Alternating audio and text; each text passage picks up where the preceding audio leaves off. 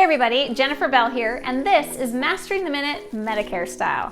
I get asked a lot, once you pick your Medicare insurance plan, are you able to make changes? And the answer is yes, but let's break it down.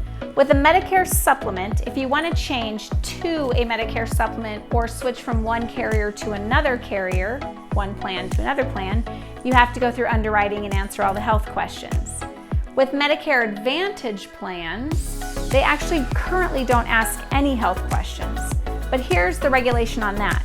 With Medicare Advantage plans, they run on a calendar year contract.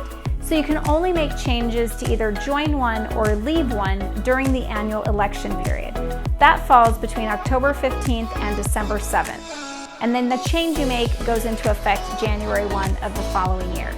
So there is a yes and no kind of scenario to whether or not you can change plans, because there are some tighter rules with the Medicare supplement because you'll go through underwriting. If you have any questions, please don't hesitate to reach out to me.